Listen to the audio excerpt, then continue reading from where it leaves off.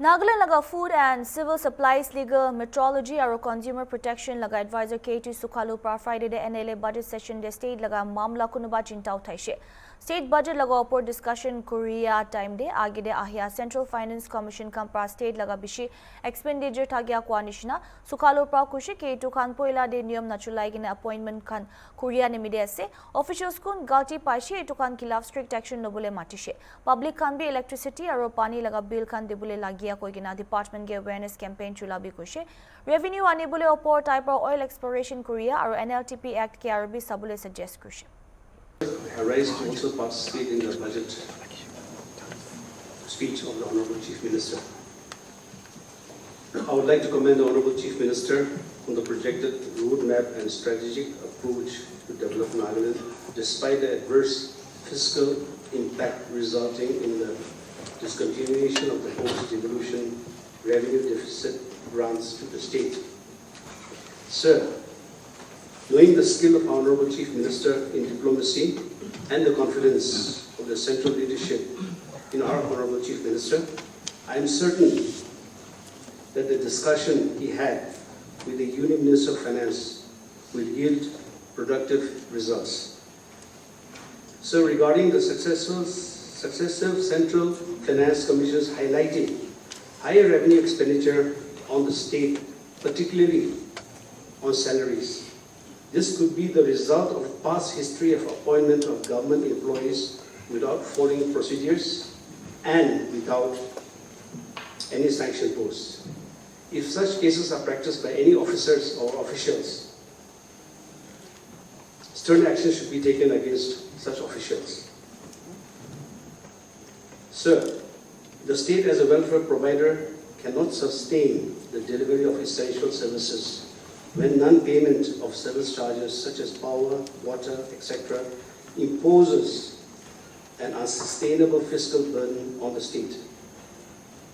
In this regard, I would like to suggest that the concerned department should conduct awareness campaigns, taking the support of civil societies, tribal halls, student bodies, and even the churches, not for the benefit of the government, but for our society.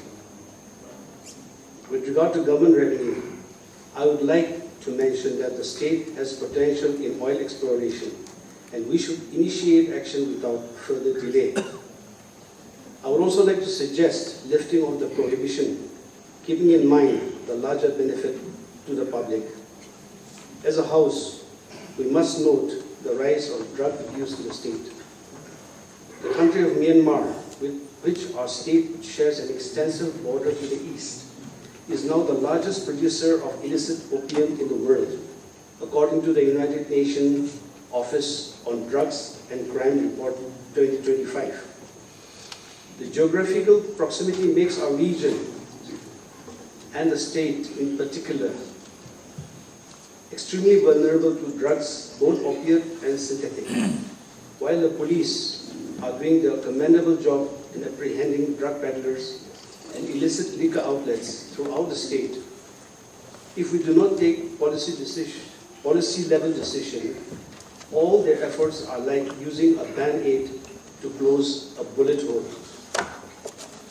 Sir, drugs are insidious. One cannot smell or visibly identify a drug user until it's too late. Even one life lost to drugs is one too many. We must, as the policymakers, address the issue head first and take proactive measures to prevent drugs from spreading in our state.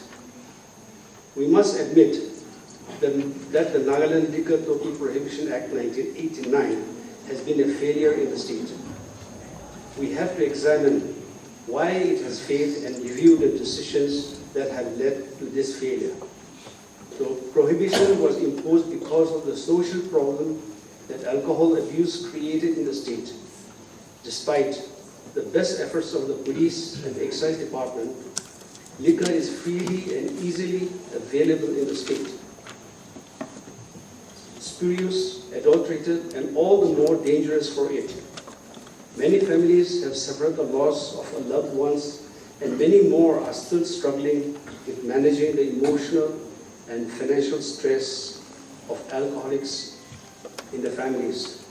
So in this regard, I would just like to read a small article in the newspaper today. It's a coincidence. The Catholic Association of Nagaland disagrees with Church's stand on Nltp Act. Catholic Association of Nagaland has expressed serious concern over the rising liquor-related violence in various parts of the state, but has strongly disagreed with the Church's position on Nagaland Liquor Total Prohibition Act 1989. Catholic Association of Nagaland President Jonas Yantham and Secretary General Victor Kevilhote Yome stated that the issue of Nltp was a legal and policy matter that fell under the domain of the state government, not the churches. Asserting that the idea of a dry state may appear good, can however said Nltp Act has failed to make Nagaland more spiritual.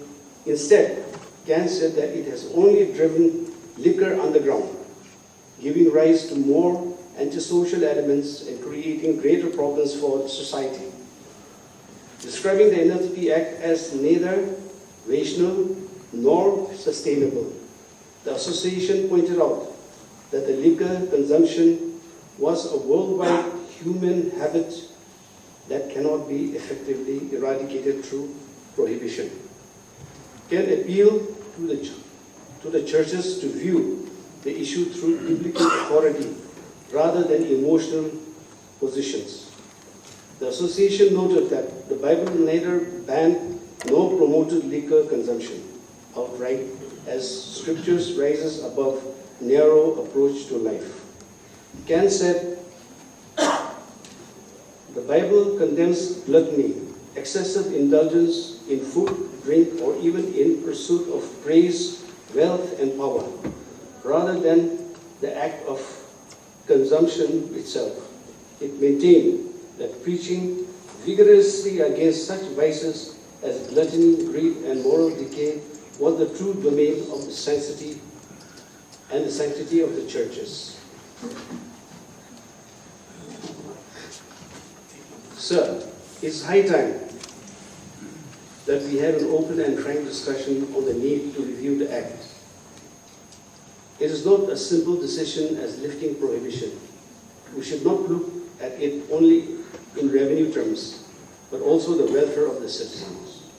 The current form of Act and rules not only restrict our citizens' freedom of choice, it allows the state government no possibility of regulating the sale of spurious and adulterated alcohol, and it makes hypocrites of us all here.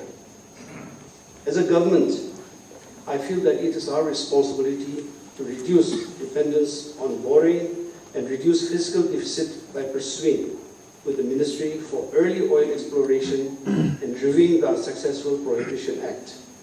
With proper regulation, we must exercise all the means available to us to be financially self-sustaining and independent in the interests of the people of Nagaland.